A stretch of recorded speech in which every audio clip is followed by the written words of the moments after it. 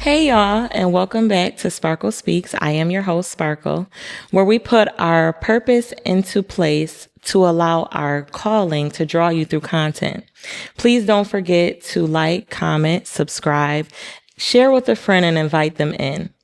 Today, I am so excited. I am honored to have, not only because he's my pastor, but he's one of my favorite preachers in the whole Rochester, New York, Apostle James A. Hartsfield. Yay!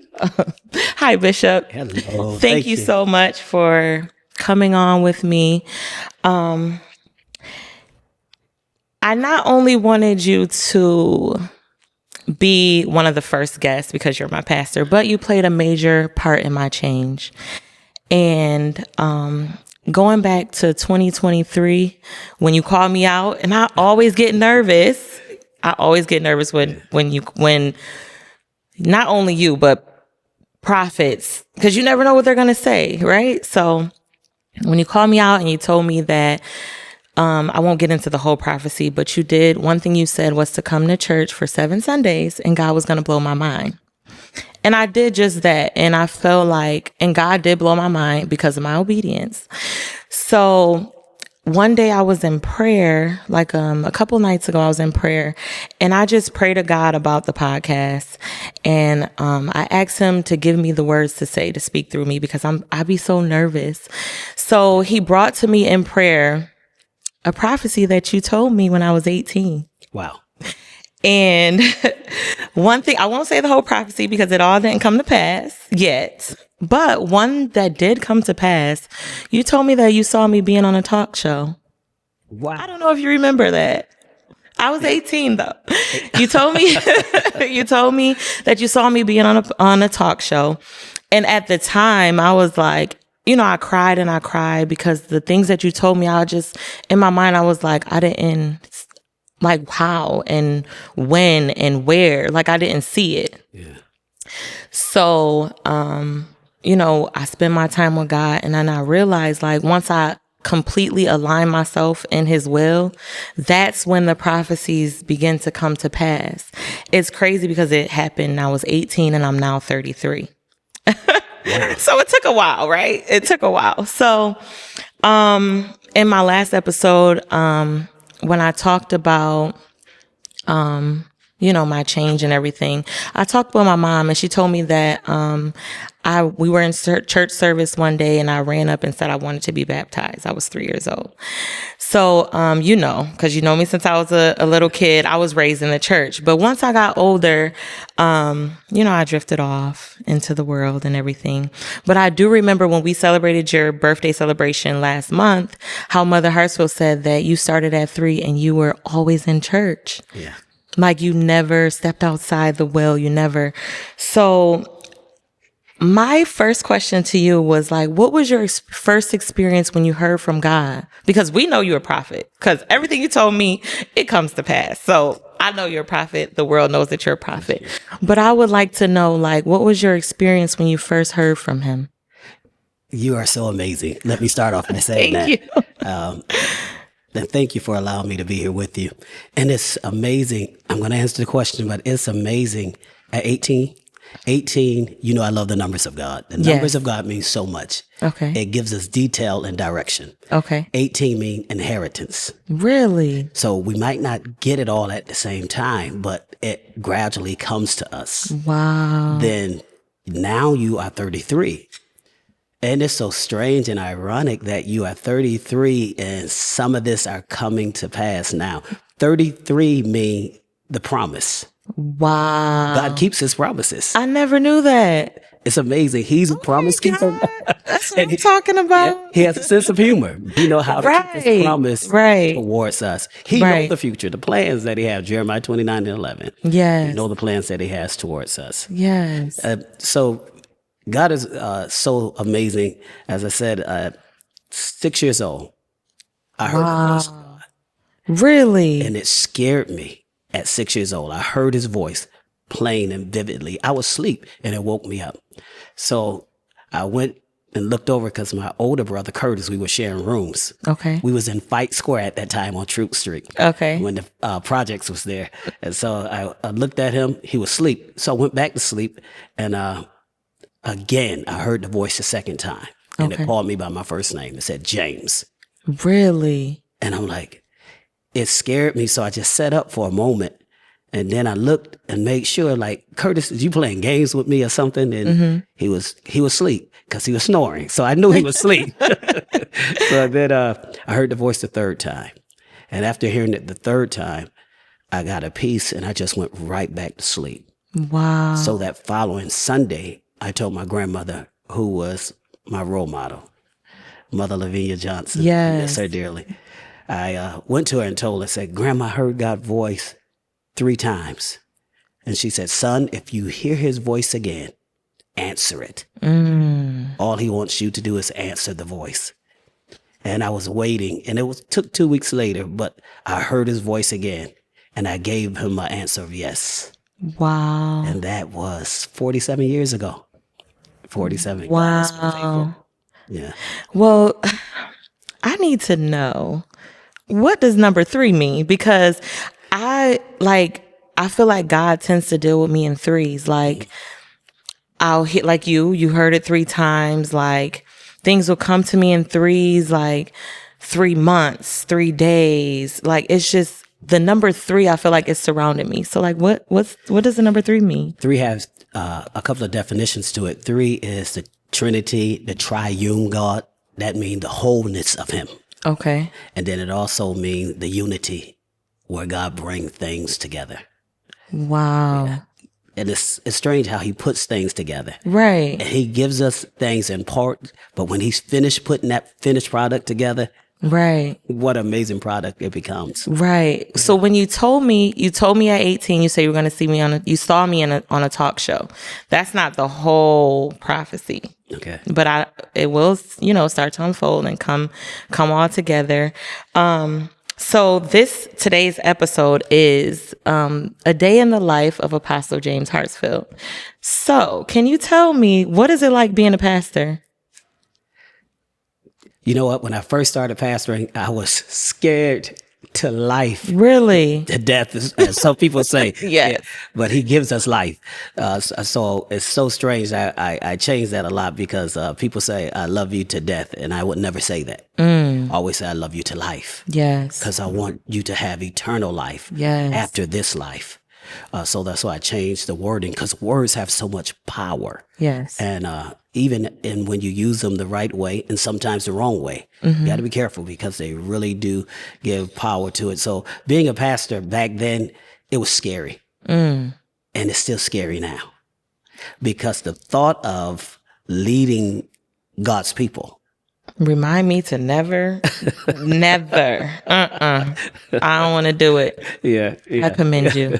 It's a challenge because you don't want to let people down. Yes. You always want them to see you in the light of God and not in yourself, because it's easy to get caught up in your flesh when you're doing so well. And when you're getting all the accolades and when people see you in your prime. So it's so easy to get caught up in self being self-absorbed. Yes. So, and my prayer was always, Lord, keep me, humble me.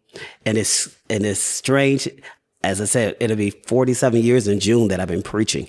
And it'll be 48 years I've been with a relationship with God. But I never get up and pray or preach or do anything in the gospel that pertains to Christ without saying 7 times straight, God is in your hands. God is in your hands.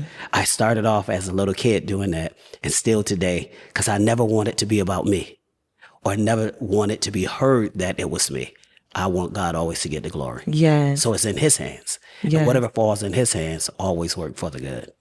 And you know what's so crazy? And I'm going to try to get through this episode without crying. But it's crazy that you said you want to remain humble and be humble.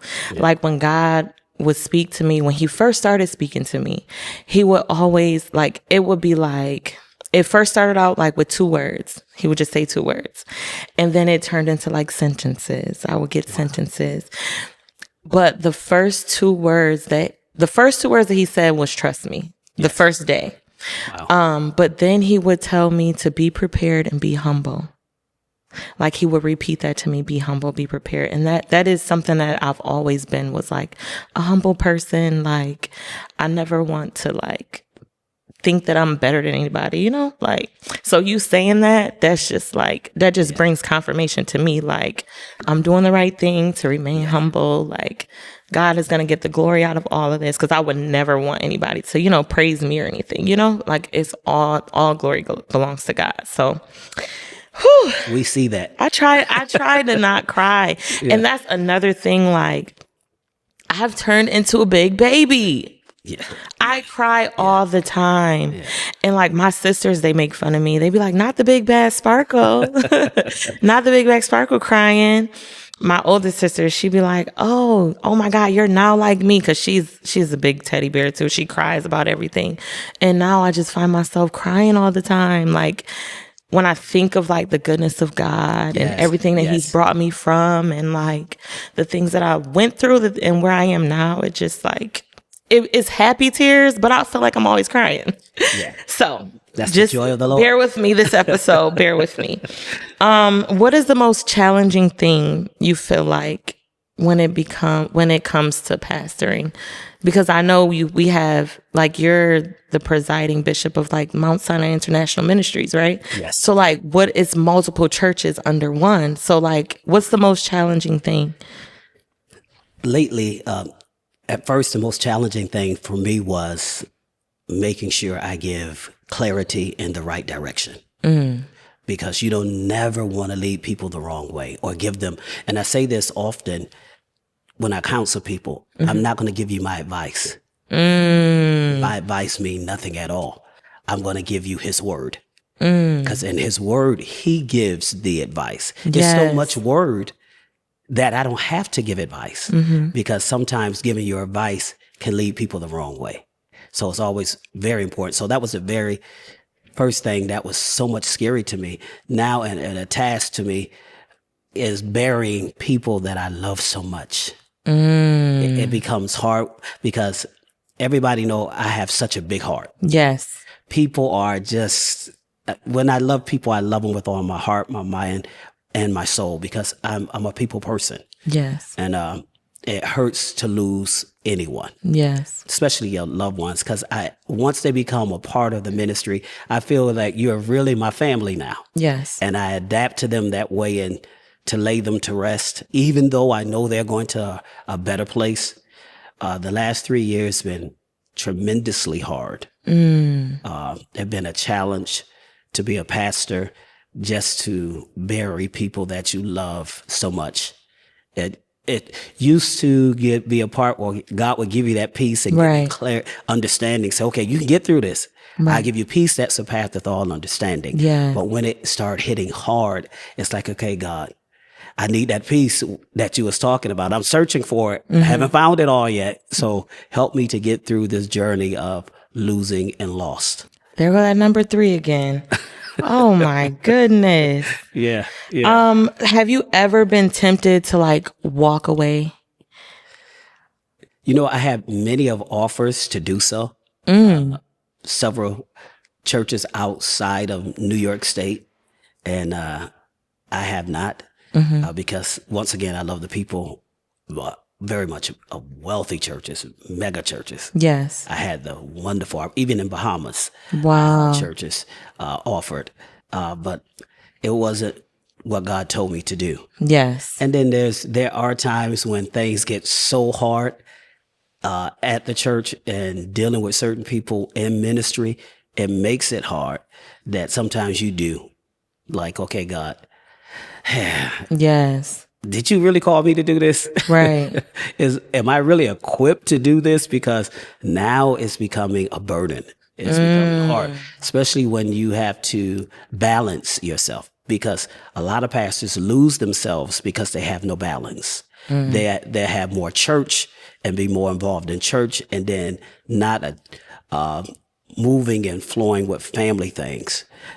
So you have to know how to have that balance. And I made sure that my kids knew that, okay, yeah, I'm the pastor, I'm the bishop, but every football game, every basketball game, every wrestling match, every baseball game, because they were doing all of those things, I didn't miss not one. Right. I would not miss any opportunity to share time with my kids and be a part of their life. Right. So I have a question to piggyback off what you said. So last year, when I did decide to give my total yes, and when I went and when I came to you and I had the conversation with you, I needed to meet with you because, God had told me some things and I just didn't understand. So like, my question is like, you said to have balance.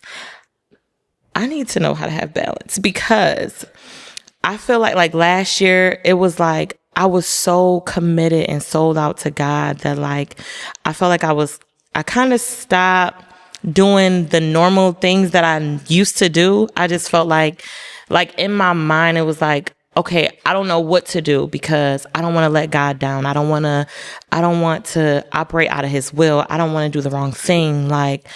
So it was like I found myself like not watching TV. I found myself like not being a regular person because I didn't want to like do anything wrong, Yeah.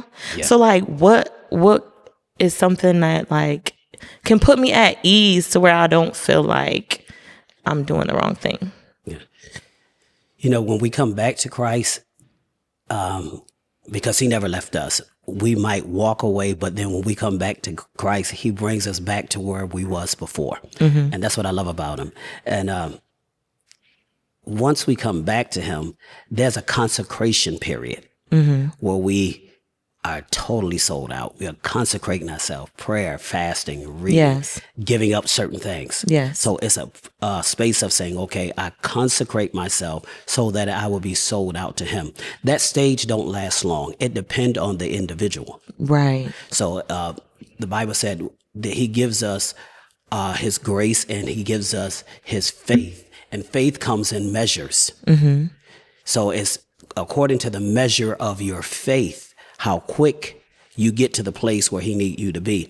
And once my grandmother used to say this, she said, I don't pray as much and long as I used to because I put my time in. When you have put your time in, it's not that you stop praying. It's that you put so many words and time in prayer that he don't have to hear all those words again. Right. And now you get to the point of just speaking what he says and speak and believe what you feel. And then he, by faith, gives you the desires of your heart. And that's what, and as he did with Adam and Eve, he spoke things into existence. They didn't have to pray and tarry and seek him as hard because he gave them. And I said this Sunday, when you walk not into church, but when you walk into kingdom, kingdom principle says, we are like our Father and we have authority. And authority makes you say things, and what you say in him comes back to pass. So I believe at certain times he gives us that point in place where we struggle a little bit and have to give up certain things. And then after a while, we start getting back to what he wants us as a whole person, not just as a spiritual person. Okay. Because there's a natural side to you, as you said, where he would love for you spend a lot of times with your kids, going on vacation with your kids, taking me time. And I found out that I have to. Right. You definitely have to. Yeah. I don't know about me so much because I'm a beginner, but I see you carry on so much, and I don't know if I could do it. So hats off to you because I don't even know. You are definitely doing it. You are a leader, and it shows and it exemplifies in your walk. And you're blessing so many people, and that have not been told. So we are still looking, and we're in expectation, and we're excited about what we see that he's doing through you. You're living out vision. Wow. You're walking it out, and keep walking it. He get provision for every vision. Yes. Yeah. Oh, I'm going to use that. Provision for every vision. I like that. I like that. I have a would you rather question. Okay. Would you rather rewind, fast forward, or put a pause button in your life? That's a good question. Yes. Yeah. take a moment and think about it. That life have been great. There have been challenges, so I know I wouldn't want to rewind. Okay. I would love to leap into the future.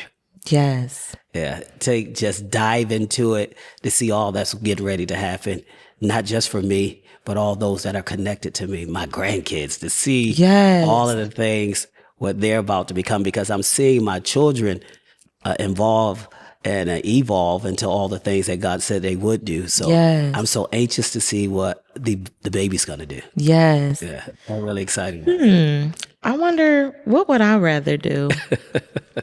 I think I would fast forward as well, because I want to see what God has for me. Yeah. I think I would want to do that. He won't allow us to do that, because some of us, he might let us take a glimpse, but he like, if I show you all of this, you might take time and slow up. But no, God, I want to get there. Just have to get there. Right. Because time is so critical now. Yes. And so, yeah, I would love to. Yeah. So what is a typical Monday through Friday for you? Like, what's a typical day like in your life? Like, what do you, I've always been curious to ask a pastor that, because, sometimes we don't, and I thank God for the relationship that you have with all your members, because you leave the floor open to come ask questions, meet with you and stuff like that. Like, you're so humble, you're down to earth. And I've always wanted to ask, like, what is it like a Monday through Friday? When you don't have to come to church, like Bible study and our revival times, like, what is it like? Like, what's a day in your life? Mondays are typically supposed to be rest days. Okay. Where I rest, do nothing at all. Supposed to lay around in the bed. And I fuss at myself the older I get. I'm up at 8:00, no matter what time it is. Okay. Or what day it is. I got to get up at no later than 8. And once I'm up, I'm gonna run to Starbucks. Yeah, I'm trying to get hip to Starbucks. Aubrey loves Starbucks, but we walked in. Matter of fact, we went to Starbucks today, and I didn't know what to order. I ordered something off the menu, and she knew what she wanted. So I was like, well, you know what? Let me get what she getting, because I really don't know. But yeah. Yeah. That's it on Monday. So I just chill and rest on Mondays. Tuesday through Sunday, I'm literally up. I'm playing music. I have to start my day off with the music in the house blasting. So whoever in the house with me know, he's up at 8. We better get prepared. He's going to blast the music, because I have to have my mind set. Yes. To set my day. Okay. For all kind of challenges or blessings or anything that's going to come. Yes. My mind has to be set for that day. Then I seek him for scripture to read, to guide me through the day. I used to do Wednesday inspirations. I'm going to get back to that, where I go on social media just to encourage and motivate and inspire people on Wednesdays. Oh, I need that. I'm gonna be on you about that. Are we doing it this Wednesday? I'm gonna be on you about that. Yep. Because and it's strange, because I love her to life. She's in other life now. Leslie McKnight. Okay. My auntie, she will always call me. She said, "Get up.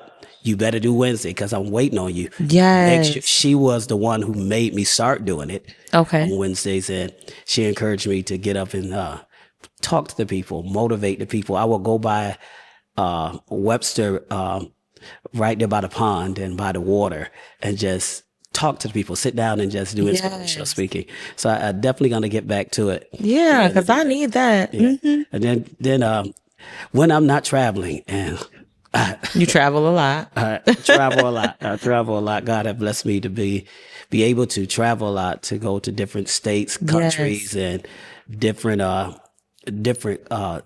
lot of different places that I have enjoyed, and meeting different type of people. So when I'm not traveling, I'm trying to take it easy. I'm scared to travel right now, but oh, me too. But I have to. I'm on the plane again next week, so God be my strength and my provider. I was scared. He will. He got you. Yeah, he got you. My sister, my birthday's at the end of this month. She was like, "Oh, let's go on a cruise." I said, "Girl, please."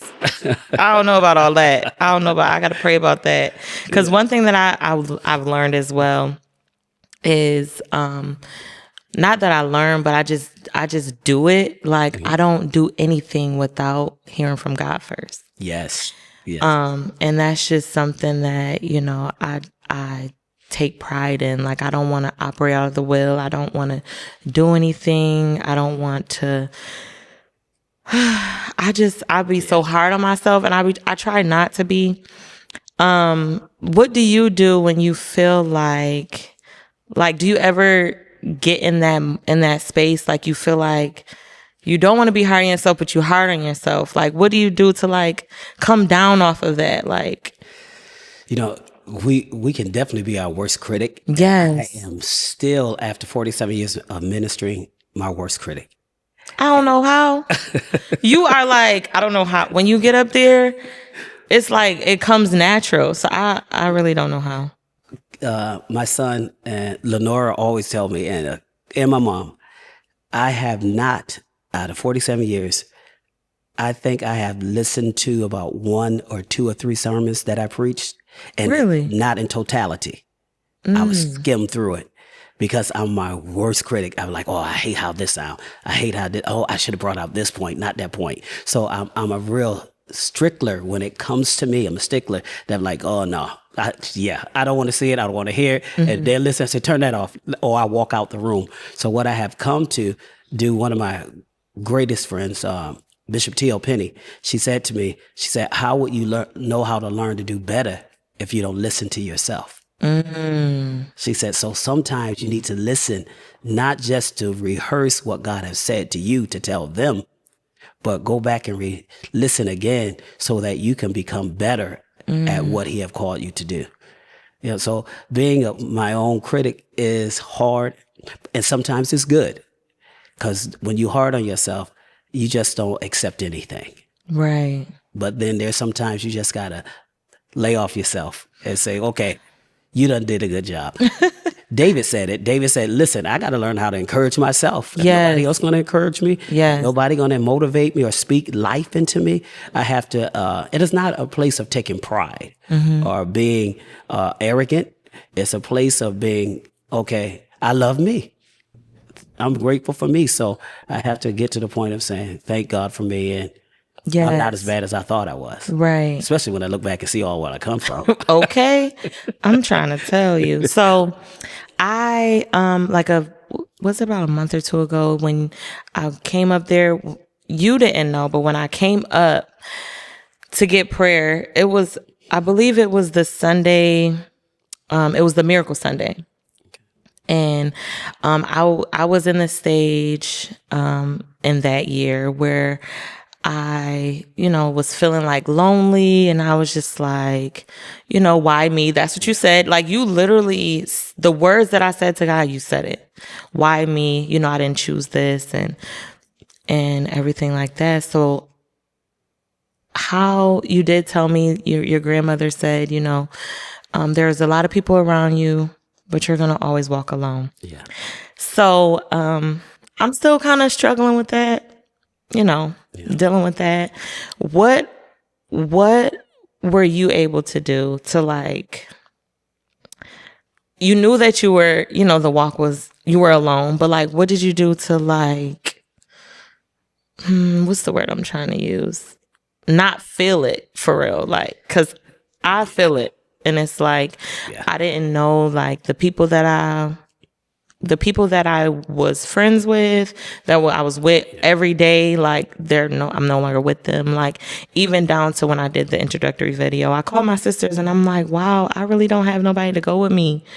I felt like I didn't have, like, nobody to come with me or whatever. And my sister was like, I'll come with you. And I'm like, you know what? Okay. But it's just like, you have your family, but then, when you're used to having so many other people around, like your friends and people that, me, like, I can speak for myself, like, I partied with and who I thought was my friends and stuff like that. Like, we're still cool, but it's not how it was when I was out there for real. So it was like, what were you able to do to not actually feel it? Like, it's one thing, it, but then, like, when you actually feel it. So, like, what did you do to not actually feel alone? To conquer not being alone is very hard. I looked at it when David said, Yea, though I walk through the valleys of shadows of deaths, and certain things dies off of us every day. So when he was walking through that shadow of it, you can only see a shadow when no one else is there. Because no one else can hide your shadow. When it's there by you, just you and you by yourself. So that shadow is there and nobody's walking with you. You in a dark place and heavy place and like, okay, God, how to get rid of this loneliness? And the Lord spoke to me, say, you may be alone, but you're not lonely.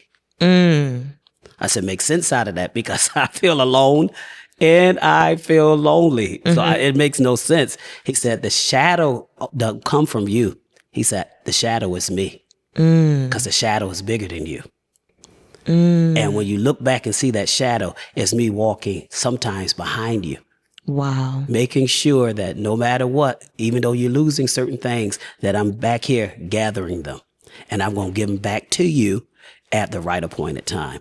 For me to conquer being alone, which was really hard, because when you're anointed, you're going to walk alone. When you are chosen, people don't like it and they don't understand it. So what they don't understand and what they don't like, they judge. Yes. Sometimes they can judge it wrongly. Like I said, it's not being arrogant, stuck up, or being sedity. It's just that we're trying to guard what we have and who we are. And then in the place of guarding it, it makes people not appreciate what they really have and see what they really have in front of them. So we have to be our own light, even in a dark and lonely place. The way I conquered it, once again, I found things that I like to do, playing certain games with my iPad or going to the movies, going bowling. By yourself? God knows. Sometimes, yes. Yeah, sometimes I do, because even in those times of loneliness and you got to go by yourself, it helps. Okay. Because now you begin to see other things that you couldn't see when others was around you, because they were crowding your vision. They were blocking your vision. So sometimes God let us go through those lonely points so that he can put something else in us to make us. And it's strange, and I still don't get it to this day, that even sometimes in my loneliest points of life, he puts another gift in me. Really? He puts a gift in me, and that gift actually fulfills, and it gives me inspiration so that I don't feel so out of place. Right. That I'm walking all by myself. That's the preacher hand smoothing. But so it gives me that, so to make me understand I can fulfill every need of your life. Even in the loneliest, darkest place, I can fulfill you so that you would know that you're never alone. Why? Because he promised I will never leave you, nor will I forsake you. Mother and father will forsake you, and they all could walk away. The Bible said family, friends. He said, but I will come and I will give you a peace that surpasseth all understanding. Yes. So loneliness come, and I walk many a times, but he will give us such a tranquility when we find peace in him. Yes. Why do you got me crying like a baby? Oh my God. The tears is just falling. I have one more would you rather question, and then we'll wrap it up. Would you rather be 6 feet tall or your height that you are right now? How tall are you? I ain't gonna tell you all that, but truthfully and honestly, I'm 5'4". But you know what? This is crazy, because I was with my granddaughter Gianni yesterday, and Gianni said, "Papi, I'm going to be taller than you." I said, "No." I said, "Your papi is 6 feet tall." And it's strange that you would say that. I said, "You just don't see it. I'm 6 feet tall." Right. And she said, "No, papi, you short." And truthfully and honestly, I do still have a desire to be taller, but I have become comfortable and or the size that I am. It's funny too, because I did a birthday outfit and I wore it kind of wrong, and because it had two different parts to it, and then one of the parts I left at home, so I did it the way I did it. And a taller guy, 6'3", 6'3", he like, you need to understand, when you short, you can't wear long coats like the taller guys can. And he said, and I'm a fashion designer, so I know I'm telling you, you could take it for what it's worth, or you could throw it out. But I'm gonna tell you whether you like it or not. And I told him, said, I thank you. I will not come back at you. I have no resentment of what you said. I said, but I want you to know this. That was my money I spent. Okay. Secondly, I'm gonna look good in whatever I wear. That part. And I'm gonna wear it proudly, even if I'm 5'4" or 6 feet tall. Drop the And mic. please. Please don't get it twisted. Right. Because I love to dress. And Yes. That's one thing I'm going to do. I'm going to do what I need to do to make it look right, even Yes. if it don't look right to others.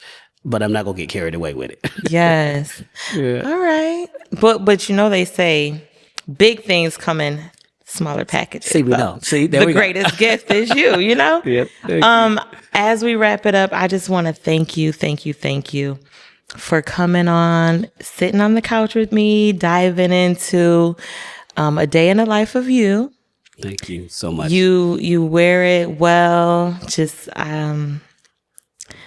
you wear it well. Thank you. You keep doing you, and you know I'm always there. I know I have you. You know, That's for sure. whenever I do get lonely or feel any type of way, you did reassure me that you were there for me, and I just thank you for coming on and sharing this couch with me, and just being an inspiration to others who need to hear it. Give me a hug.